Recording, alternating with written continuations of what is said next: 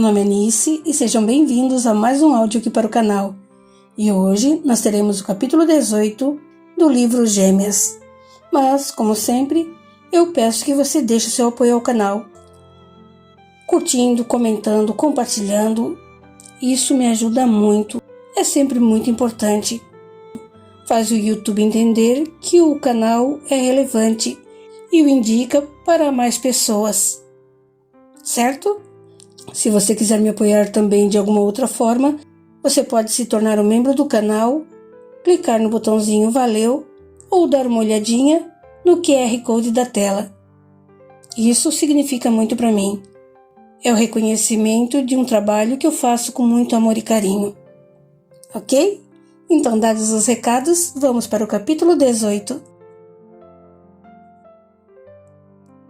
Carminha entrou em casa em total descontrole. A história de Graziella trouxera de volta à sua mente um passado que não gostava de recordar. Uma dúvida atroz a consumia, e ela ficava dizendo a si mesma que era impossível. A história de Graziella podia ser parecida com aquela a qual estava ligada, mas não era a sua. Não podia ser. Encontrou Renato recostado na cama, uma papelada do escritório espalhada sobre o lençol.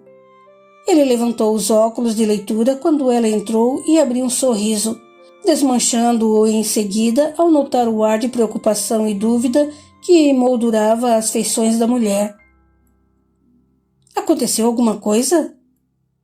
Indagou ele preocupado.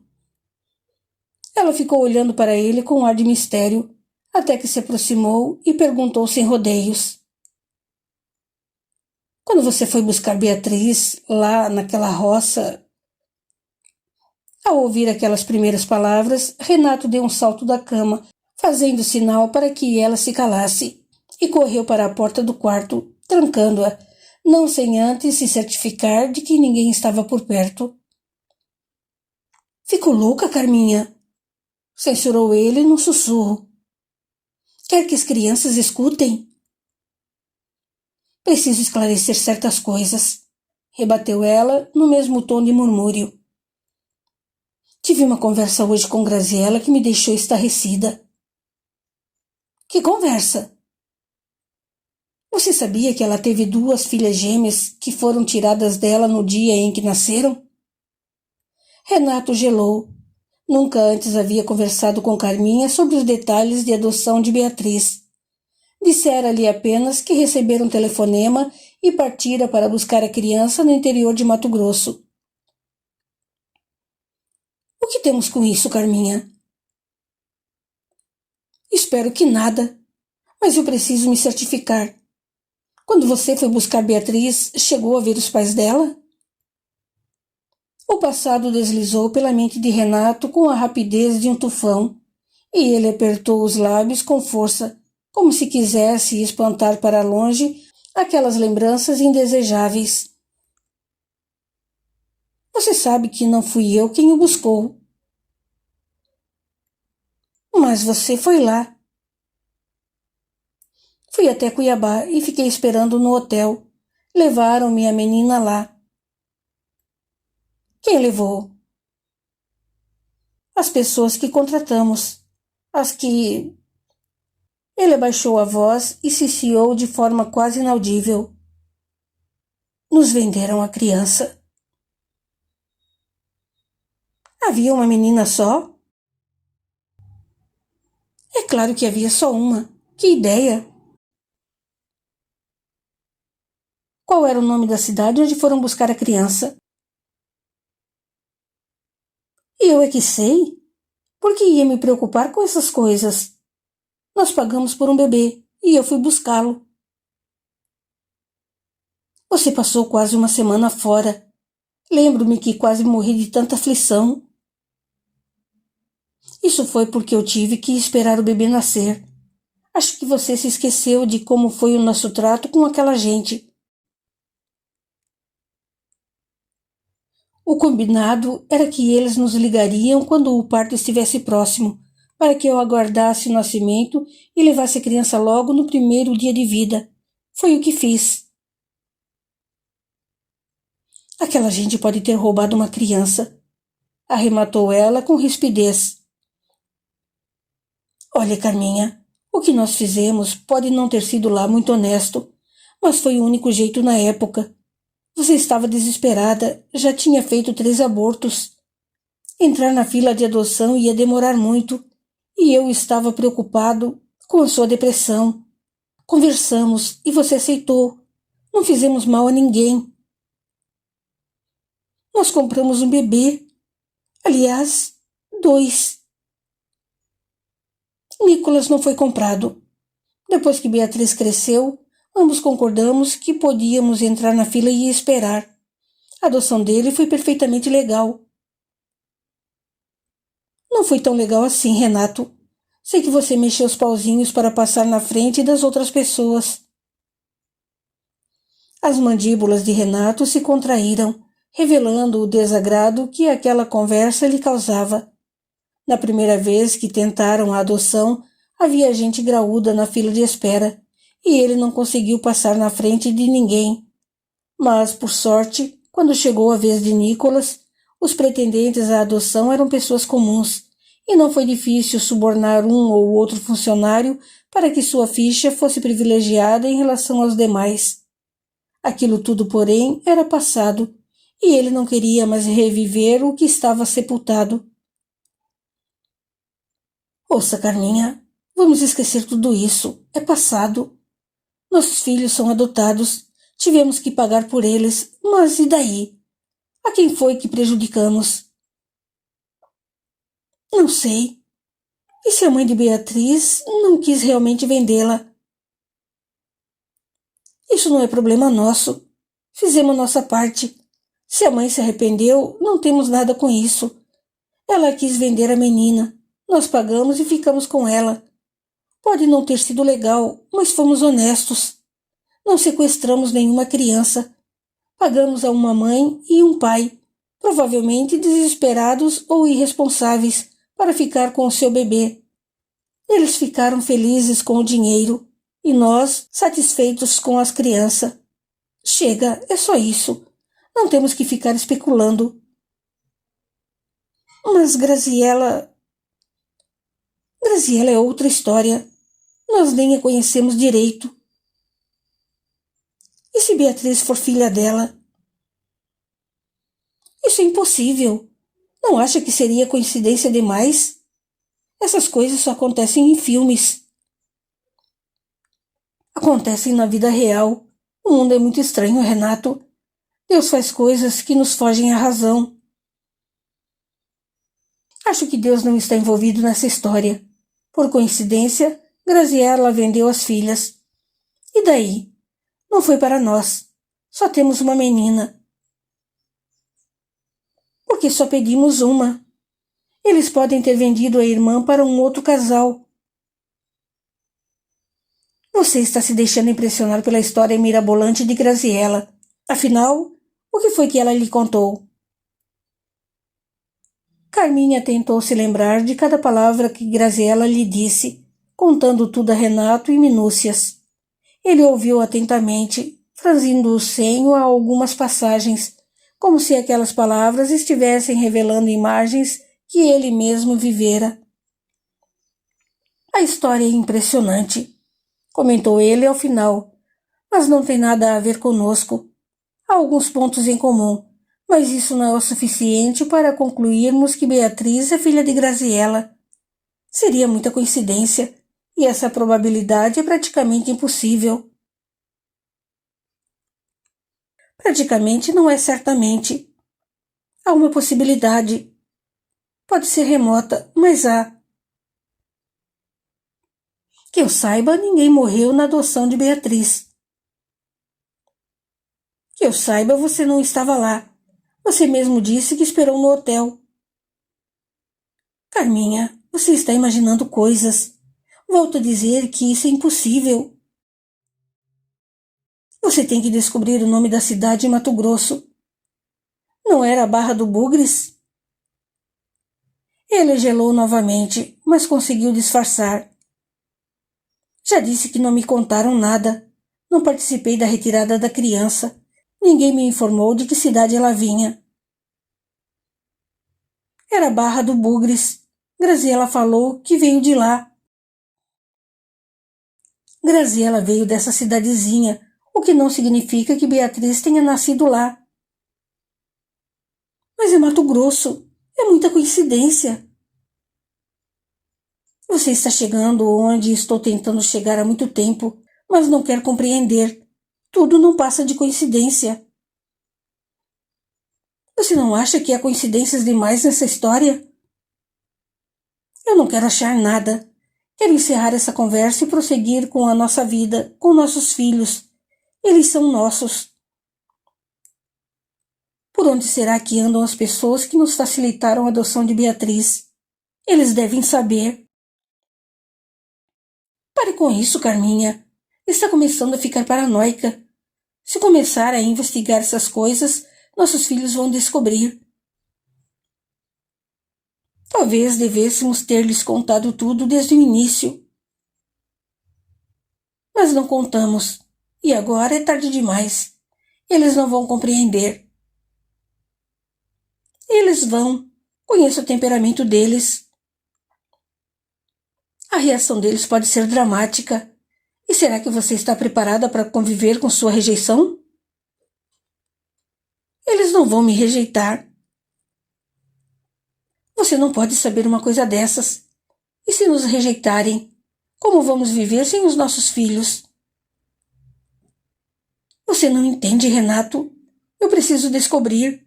Preciso ter certeza de que minha felicidade de mãe não está ameaçada. Você é quem está atraindo a ameaça para nossas vidas. Mas, Graziela... Não temos que nos preocupar com isso. Graziela é adulta e pode muito bem resolver os seus problemas sozinha.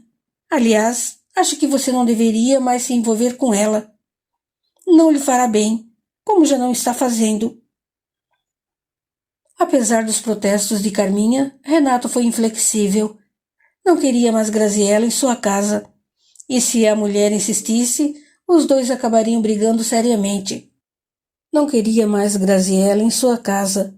E se a mulher insistisse, os dois acabariam brigando seriamente. A revelação de Graziela deixara-a muito perturbada, e ela precisava relaxar e se desligar de tudo aquilo. Por isso, Renato foi apanhar um comprimido e fez com que Carminha o engolisse. O remédio custou a fazer efeito, mas finalmente, depois de quase 2 horas de discussão, o sono a dominou, e ela adormeceu com os pensamentos em tumulto. Já passava das 2 horas, e Renato foi para a sala beber um copo de uísque. Estava precisando de um trago bem forte. Sorveu a bebida a goles largos e apanhou o telefone. Ficou olhando para ele, pensando se deveria ou não ligar, até que recolocou o fone na base, desistindo daquela ideia. Não podia falar dali. Na manhã seguinte, ligaria do trabalho e marcaria um encontro com Gilson. Desde que segurara Beatriz em seus braços, Renato tinha certeza de que ela seria para sempre sua filhinha. A existência da outra criança não o fez mudar de ideia, e embora ele aventasse a possibilidade de ficar com as duas, Gilson lembrou de que o trato envolvia apenas uma criança e que a outra já estava prometida a outro casal. Não quero 2 crianças iguais circulando por aí, reclamara Renato na época. Imagine como vai ficar a minha filha ao se deparar com uma cópia sua no meio da rua. Isso não vai acontecer, garantira Gilson. Vendia outra para um casal na Alemanha que não tem a menor intenção de viajar para o Brasil. Foi assim que ele ficou só com Beatriz. Houvera complicações com os pais da menina, mas Renato procurava não pensar no assunto e dizia a si mesmo que fizeram um bem ao casal que só tinha de si a pobreza e a miséria, livrando-o de um fardo muito além do que sua capacidade poderia suportar. Depois viera Nicolas, e ele julgou completa sua felicidade, com uma mulher a quem amava e 2 filhos maravilhosos para preencher sua vida. Será que toda essa felicidade estaria em risco agora? Muito cedo, na manhã seguinte, Renato saiu. Queria evitar encontrar-se com Carminha e não esperou que ela acordasse. No escritório, ainda vazio, apanhou o telefone de sua linha particular e ligou. Alô, Gilson? É o Renato. Precisamos conversar. O assunto exigia urgência e Gilson não questionou. Marcaram para se encontrar no restaurante de um hotel mais afastado, que ficava aberto ao público para o café da manhã. Chegaram quase ao mesmo tempo e apertaram-se as mãos formalmente, sentando-se de frente um para o outro. Muito bem, começou Gilson pausadamente. O que foi que houve dessa vez? Quero saber que providências você está tomando em relação àquele assunto. Já disse que não vou fazer nada, e você não deveria se preocupar. Não me preocuparia se a mãe de Beatriz não estivesse rondando por aí. Que mãe de Beatriz? Ora, que mãe! Só pode ser a mãe verdadeira. Isso é impossível. Também pensei que fosse, mas as evidências indicam o contrário. Que evidências? Do que está falando? Esqueceu-se de que a mulher morreu? Com um gesto brusco, Renato o interrompeu. Por acaso você viu o cadáver dela? Viu? Nem eu, pois ela pode ter sobrevivido. Você deve saber disso melhor do que eu. E não entendo por que essa preocupação agora. Enterramos tudo isso no passado. Parece que o passado não ficou tão bem enterrado assim. Os mortos levantaram da tumba para me ameaçar. Gilson queria afugentar aquele pensamento como se desperta de um sonho ruim. Mas Renato era um pesadelo vivo e concreto, e suas palavras representavam um perigo bastante real. Você deve estar ficando louco. A mãe verdadeira de Beatriz não poderia aparecer. Não tenho certeza de que é ela, mas a mulher contou uma história a Carminha que bate com a nossa. Quem é ela? Uma mulher chamada Graziela Martins. Já ouviu falar? Não. Era mulher de um cônsul. O velho morreu e ela voltou ao Brasil. Mantendo o nervosismo sob controle, Renato contou a Gilson a história fantástica que Graziela havia narrado a Carminha. Não pode ser, balbuciou Gilson estupefato.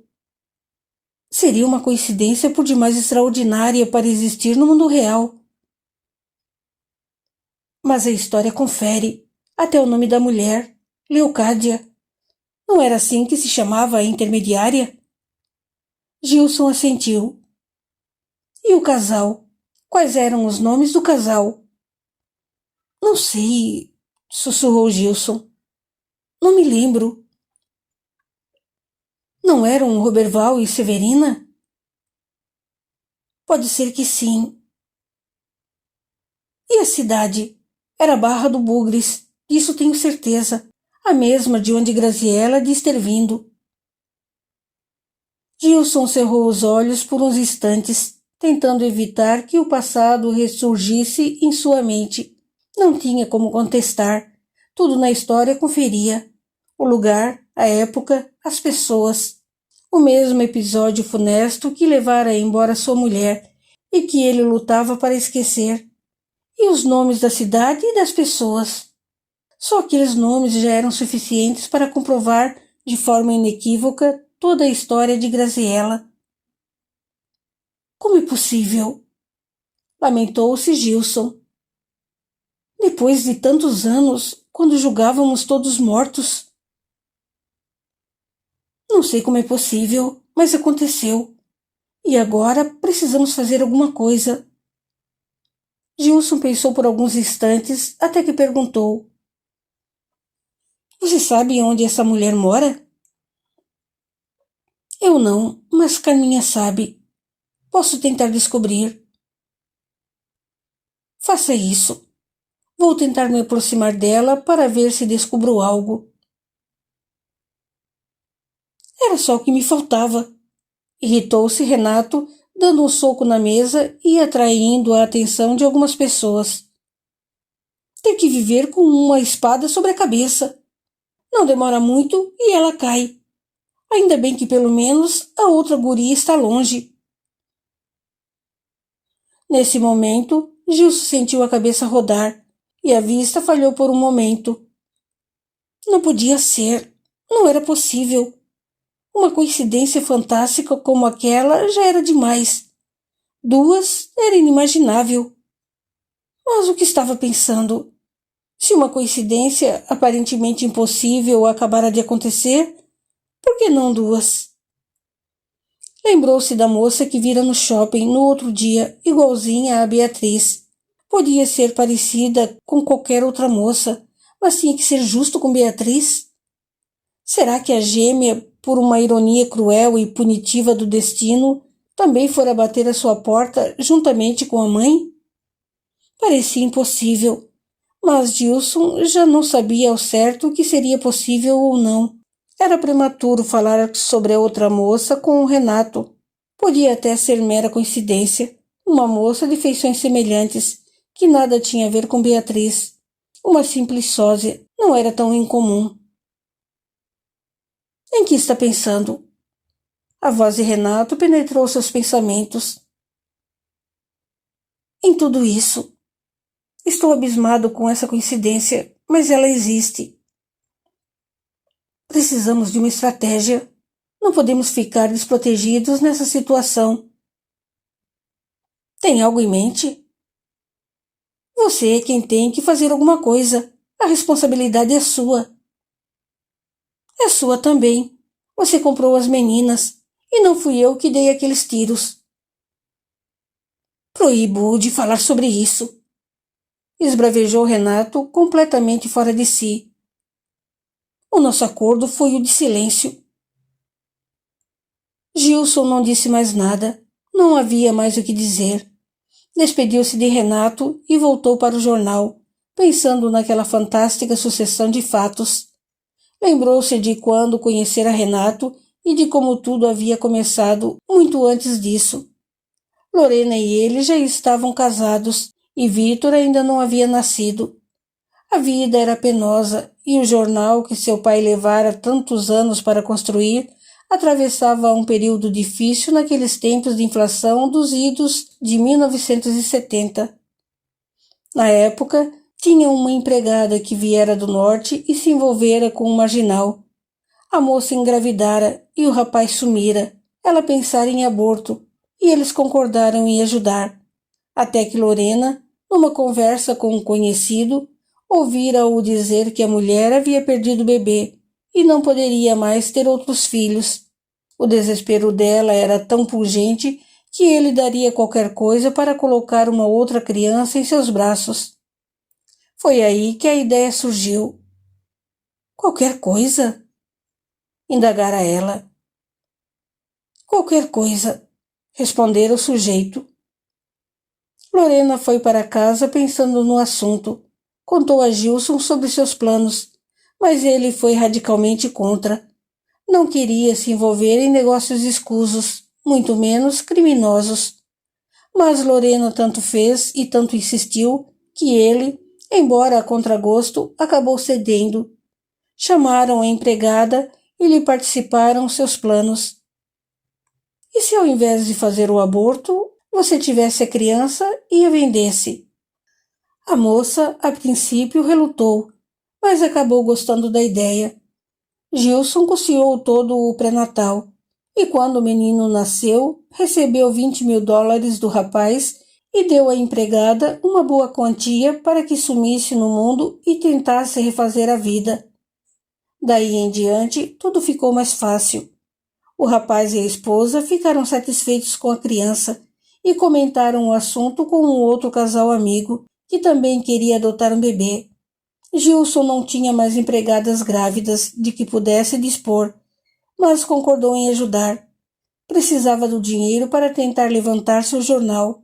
Coube a Lorena a tarefa de encontrar os bebês, que precisavam ser recém-nascidos. Começou a procurá-los nos bairros mais humildes, onde as necessidades de sobrevivência eram mais fortes e um punhado de dinheiro seduzia muita gente. Não foi difícil. Logo surgiu uma jovem de seus 16 anos encrencada com a gravidez. Os pais queriam o aborto, mas Lorena os convenceu a aceitar o dinheiro. Depois surgiram outras jovens, e até algumas que se ofereciam para engravidar em troca de uns trocados. O negócio começou a crescer e a ficar perigoso. Embora nenhuma das meninas se houvesse arrependido, Lorena passou a temer a polícia. Ninguém sabia onde ela morava, mas não seria difícil descobrir. Sempre buscava as crianças nos bairros pobres e nas favelas, e já estava começando a ficar conhecida. Numa conversa com Gilson, resolveram que seria melhor pegar os bebês em outros estados, em cidadezinhas do interior onde não houvesse fiscalização nem policiamento. Arranjaram uma mulher para trabalhar com eles, uma senhora de nome Leocádia, que se dizia parteira, mas que na verdade manipulava ervas abortivas e as fornecia a mocinhas desesperadas. Quando jovem, auxiliava em alguns partos, tarefa que se tornou escassa com o desenvolvimento da sociedade e a preferência pelos hospitais. Como Leocádia precisava de dinheiro, assumiu a tarefa de encontrar as moças em cidades e vilas paupérrimas, convencer as famílias e cuidar das despesas e da saúde da gestante e do bebê. Por acaso, Leocádia conhecia um perito em falsificações, chamado Geraldo, um velho aposentado da Casa da Moeda que lhe fornecia documentos falsos, inclusive carteiras de identidade, habilitações, certidões de nascimento e até passaportes. Com a quadrilha formada por 4 pessoas, as buscas se estenderam por outros estados. Lorena tinha medo de envolver muita gente e achava que 4 eram mais do que suficientes. Ela e Gilson poderiam organizar tudo do Rio. Leocádia partiria para a ação e Geraldo lhes garantiria os documentos necessários. O dinheiro começou a brotar para Gilson e Lorena. Os gastos eram poucos e o lucro enorme. Vitor nasceu e os negócios continuaram. O combinado era que os bebês seriam entregues logo no seu primeiro dia de vida, a fim de evitarem o risco de ser surpreendidos com uma criança e presos. Com isso, evitavam também que a mãe se afeiçoasse à criança e desistisse de vendê-la, fazendo-os perder o dinheiro empregado com a saúde dos dois. Assim, os futuros pais adotivos eram contatados tão logo se aproximasse o fim da gestação, para aguardar o parto, quando então recebiam a criança das mãos de Lorena e Gilson, e podiam partir sem levantar suspeitas. Para evitar problemas, as entregas eram realizadas em cidades de médio e grande porte, próximas ao local do nascimento, onde os compradores poderiam se misturar à multidão de habitantes e, no meio de tanta gente, passar despercebidos das autoridades locais. E os pais verdadeiros, ainda que arrependidos, não tinham condições de localizar os envolvidos para exigir de volta os filhos vendidos. Tudo parecia correr bem, e Gilson injetava muito dinheiro no jornal, fazendo-o crescer e progredir. Mais alguns anos e poderiam parar com o tráfico de bebês.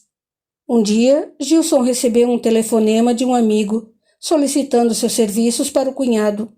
Ele e a mulher queriam, desesperadamente, uma criança que fosse ao menos parecida com eles. Iniciou-se a busca, e Leocádia logo informou que encontrara o que o casal procurava. Ela andava lá pelos lados de Mato Grosso, visitando cidades pequenas, quando conhecera a jovem Severina e seu marido Roberval. A moça estava grávida de gêmeos, e o mais comum nessas raras situações era oferecer aos pretensos pais ambas as crianças, o que em geral era aceito. Mas Gilson fora procurado por outro conhecido, um deputado, que queria prestar um favor a um amigo em Brasília. O moço, também desesperado, oferecia o dobro do preço para conseguir uma criança o mais rápido possível. $40.000 era muito dinheiro para se recusar, e Gilson, secretamente, vendeu a outra menina para o casal de Brasília. Essa foi a última negociação que fizeram. Com a morte de Roberval, as coisas começaram a se complicar, e Gilson achou que já era hora de parar. Estavam ricos o suficiente e não precisavam se arriscar tanto. Lorena, contudo, não concordou, motivada pela ganância e a excitação que lhe proporcionava aquela vida obscura. Mas aí o pior acabou acontecendo. Geraldo já estava velho e acabou morrendo, deixando a quadrilha em dificuldades, onde poderiam arranjar outro falsificador. Esse era mais um motivo para que Gilson insistisse em pararem. Até que Lorena acabou morrendo naquele acidente nefasto, e Gilson se desfez de Leocádia, que sumiu no mundo, encerrando assim sua longa trajetória de crimes.